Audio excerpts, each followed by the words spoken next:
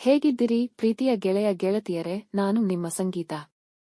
ದಯವಿಟ್ಟು ಇನ್ನು ನನ್ನ ಚಾನಲವನ್ನು ಯಾರ ಸಬ್ಸ್ಕ್ರೈಬ್ ಮಾಡಿಲ್ಲ ಅವರು ಬೇಗ ಮಾಡಿ ಗೆಳೆಯರೇ, ಯಾಕಂದರೆ ನಾನು ಮುಂದೆ ಹಾಕುವ ಎಲ್ಲ ವಿಡಿಯೋಗಳ ನೋಟಿಫಿಕೇಶನ್ ಮೊದಲು ನಿಮಗೆ ಬರುತ್ತದೆ. ಹಾಗಾಗಿ ತಪ್ಪದೆ ಸದಸ್ಯರು ಆಗಿ. ಗೆಳೆಯರ, ನಾನು ಮದುವೆ ವಯಸ್ಸಿಗೆ ಬಂದಿದ್ದರೂ ಮನೆಯಲ್ಲಿ ನನಗೆ ಮದುವೆ ಮಾಡಿರಲಿಲ್ಲ. ಯಾಕಂದ್ರೆ ಮನೆ ಮಂದಿಗೆಲ್ಲ ನಾನೇ ಮುದ್ದಿನ ಮಗಳು ಆಗಿದ್ದೆ. ಎಲ್ಲರೂ ನನ್ನನ್ನ ತುಂಬಾ ಮುದ್ದು ಮಾಡುತ್ತಿದ್ದರು. ಅವರಿಗೆ ನಾನು ಚಿಕ್ಕವಳು, ಆದರೆ ನನಗೆ ಮಾತ್ರ ಒಳಗಿಂದ ಒಳಗೆ ನನ್ನ ಮನಸ್ಸು ಏನೋ ಬೇಕೆಂದು ಕೊರಗುತ್ತಿದ್ದೆ. ಹಾಗಾಗಿ ಕಾಲೇಜು ದಿನಗಳಲ್ಲಿ ನನಗೆ ಒಬ್ಬ ಹುಡುಗ ಪರಿಚಯ ಮಾಡಿಕೊಂಡಿದ್ದ. ಅವನು ನನಗೆ ಬೆಸ್ಟ್ ಫ್ರೆಂಡ್ ಆಗಿದ್ದ ಗೆಳೆಯರೇ. ಸ್ಯಾಟರ್ಡೇ ಸಂಡೇ ಅವನ ಜೊತೆ ಕಾಫಿ ಟೀಗೆ ಒಬ್ಬಳೇ ಹೋಗ್ತಿದ್ದೆ. ಅಂದರೆ ನಾವು ಇಬ್ಬರೂ ಕೂಡಿ ಓಡಾಡುವುದು ಮನೆಯಲ್ಲಿ ಯಾರಿಗೂ ಗೊತ್ತಿರಲಿಲ್ಲ. ಹಾಗಾಗಿ ಕನ್ನ ಮುಚ್ಚಾಲೆ ನಡೆದಿತ್ತು. ಒಂದು ದಿನ ಅಂದ್ರೆ ಹೊಸ ವರ್ಷ ದಿನ ನಾನು ಮನೆಯಲ್ಲಿ ಅಮ್ಮನಿಗೆ ಹೇಳಿದ್ದೆ, ಅಮ್ಮ, ನಾನು ರಾತ್ರಿ ಫ್ರೆಂಡ್ಸ್ ಜೊತೆಯಲ್ಲಿ ಹೊರಗಡೆ ಹೋಗ್ತಿದ್ದೀನಿ, ಬರೋದಿಕ್ಕೆ ಲೇಟಾಗುತ್ತೆ ಅಂತ ಹೇಳಿ. ಮನೆಯಿಂದ ಹೊರಗೆ ಬರುವಷ್ಟರಲ್ಲಿ ನನ್ನ ಬಾಯ್ ಫ್ರೆಂಡ್ ಕಾರು ತಂದು ನಿಲ್ಲಿಸಿದ. ಅದರಲ್ಲಿ ಕೂತು ನ್ಯೂ ಇಯರ್ ಪಾರ್ಟಿಗೆ ಹೊರಟಿದ್ದೆ. ಆವಾಗ ನನ್ನ ಬಾಯ್ ಫ್ರೆಂಡ್ ಹೇಳಿದ, ಸಂಗೀತ, ಈ ಡ್ರೆಸ್ ಚೆನ್ನಾಗಿ ಕಾಣಿಸ್ತಿಲ್ಲ, ಮಾಡ್ರನ್ ಡ್ರೆಸ್ ಹಾಕು ಅಂದ. ಅದಕ್ಕೆ ನಾನು ಸರಿ ಅಂತ ಹೇಳಿದೆ. ಒಂದು ಕ್ಲಾತ್ ಸ್ಟೋರ್ಗೆ ಹೋಗಿ ಡಿಫರೆಂಟ್ ಆಗಿರೋ ಮಾಡ್ರನ ಡ್ರೆಸ್ ನನಗೆ ಕೊಡಿಸಿದ.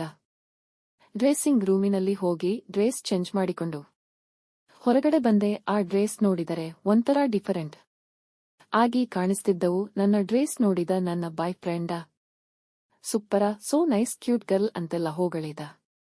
ಮತ್ತೆ ಕಾರಿನಲ್ಲಿ ಪಾರ್ಟಿ ಪ್ರಯಾಣ ಶುರು ಮಾಡಿದವು ಗೆಳೆಯರೇ.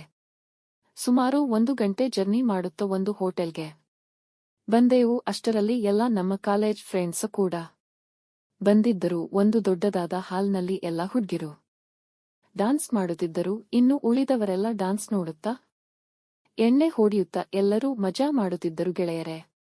ನಾವು ಕೂಡ ಹೋಗಿ ಅವರಲ್ಲಿ ಪಾರ್ಟಿಗೆ ಜಾಯಿನ್ ಆದೆವು. ನಾನು ನನ್ನ ಬಾಯ್ ಫ್ರೆಂಡ ಕೂಡಿ 4 ಬಾಟಲ್ ತಗೊಂಡ್ವಿ.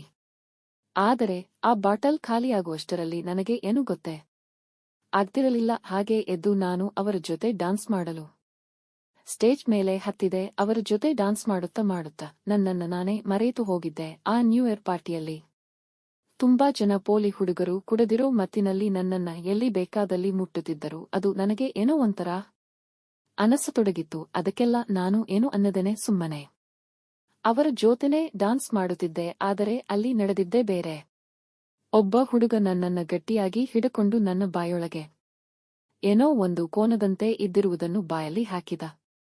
ಅದು ಸ್ವಲ್ಪ ಉಪ್ಪಿನಂತೆ ಸ್ವೀಟ್ ಆಗಿತ್ತು. ಸ್ವಲ್ಪ ಹೊತ್ತಿನಲ್ಲಿ ಅದರಿಂದ ಏನೋ ಸೋರುತ್ತಿತ್ತು. ಅದು ಕೂಡ ಬೇರೆ ರೀತಿ ರುಚಿ ಇತ್ತು. ಸ್ವಲ್ಪ ಹೊತ್ತಿಗೆ ನೋಡಿದ್ರೆ ಒಬ್ಬ ಹುಡುಗ ನನ್ನ ಜೊತೆ ತನ್ನ ಕೆಲಸ ಶುರು ಮಾಡಿದ್ದ. ನನಗೂ ಒಂಥರ ಹೊಸ ಡಾನ್ಸ್ ಇರಬಹುದು ಅನಿಸಿತ್ತು. ಒಬ್ಬರಂತೆ ಒಬ್ಬೊಬ್ಬರು ಅಲ್ಲಿ ಇರುವಂತ ಎಲ್ಲಾ ಹುಡುಗ್ರು ರಾತ್ರಿ ಅವರೆಲ್ಲರೂ ನನ್ನ ಜೊತೆ ಆ ಕೆಲಸ ಮಾಡಿದರು ಗೆಳೆಯರೇ. ಅವರೆಲ್ಲರ ಕೈಯಲ್ಲಿ ನನ್ನ ತಂಗಿ ಸಿಕ್ಕು ಸ್ವರ್ಗ ಸುಖ ಕಾಣಿದಳು. ನನ್ನ ಈ ಕತೆ ನಿಮಗೆ ಅರ್ಥ ಆಗಿದೆ ಅನ್ಕೋತೀನಿ ಗೆಳೆಯರೇ. ಧನ್ಯವಾದಗಳು.